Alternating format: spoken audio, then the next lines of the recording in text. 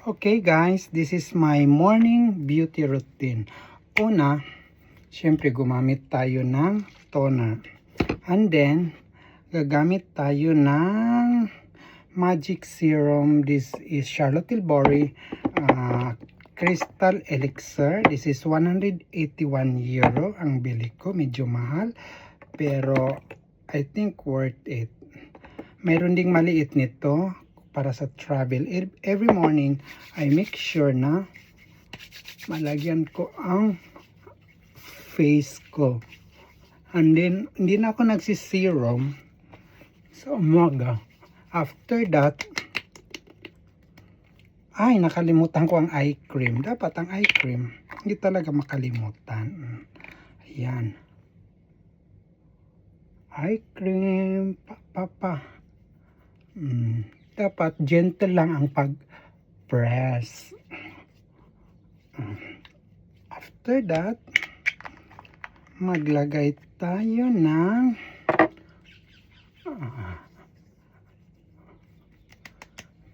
naglalagay ako ng Garnier Vitamin C para pambrighten sa face. After ng Garnier ko,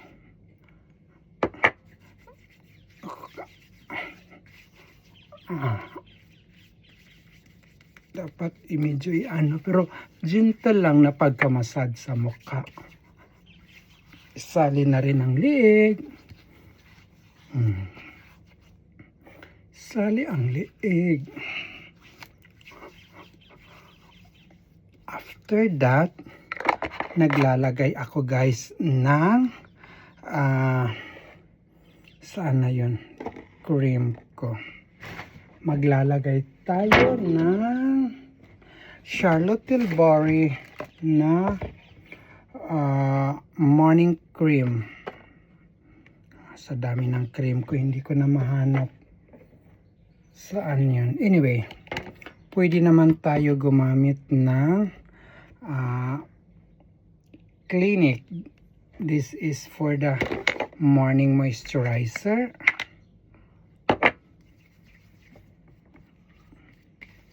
After ng vitamin C na Garnier, lagay pa tayo ng moisturizer. Hindi pwedeng walang moisturizer para yung mga kunot-kunot, mga fine lines, crow's feet na mga karang dahan-dahan. Kung pa sa takbo, dahan-dahan sila, maglalakad na lang.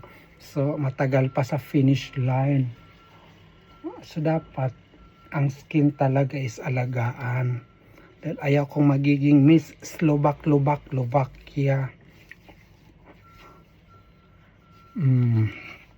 Pati liig. I bought this one, I think sa Paris. May store doon na mura. Gusto ko nga bumalik doon sa Paris. Pag makabalik ako, mamakyaw talaga ako dahil parang silang mga 40%. Diyos ko, mumura kaso ang daming tao, pero for me worth it ang pag-visit sa pharmacy na yun. Napakalaking pharmacy, tapos ang daming turista. Kung turista ka, papunta ka ng Paris, mayroon din silang tax refund, 12% ata. Okay, now tapos na. Huwag kalimutan ang sunscreen. This is very, very important. After malagyan natin ng sunscreen,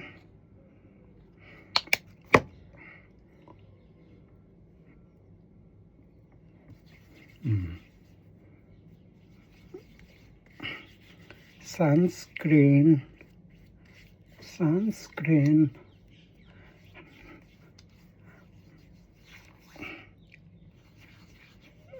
then, ayan, sunscreen na yan. Dapat 50 SPF. Huwag kalimutan talaga ang sunscreen dahil tatanda ka ng mabilis pag walang sunscreen kasi nakakakulubot daw ng balat. Lalo na pag nasa tropical countries ka. Ang matira, ilagay sa mga anik-anik. Ngayon, I am looking for Okay. Maglagay tayo ng BB cream. This is from Trinity London. This is only in, I think available siya online. Pero binili ko to siya online. Trinity London. It's like BB pero yung shade niya konti lang. Para yun lang sa mga dark spot na konti. Corrector. Actually, parang foundation siya. I'm not really quite sure pero mayroon kasi akong kaibigan na puti. Ito ang highly recommend niya. It's so expensive din pero worth it. I think this is around 50 pounds. Ang ganito kalaki.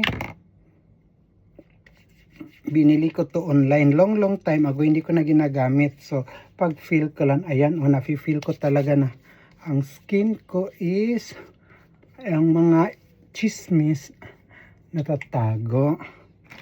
So, ito yung mga Charlotte Tilbury ko na for makeup. And then, let's finish with fresh powder na Chanel. Para hindi makita ang chismis. Ganun lang. Wala nang mga eyeshadow. Dapat itong beauty routine. Tapos magdala din tayo ng hand cream. And then big lips. Ay, ano to? Ba't big lips? Ito yun siyang ano.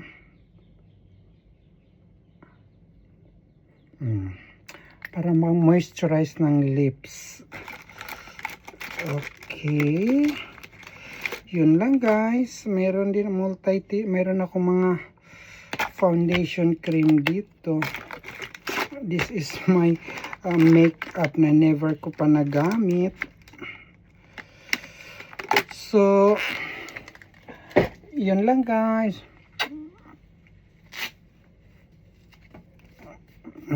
Yan ang beauty natin bago pumunta ng work.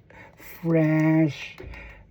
Hindi na ako naglagay ng lipstick or whatsoever. Dapat ganun lang. So, have a good day. Bye.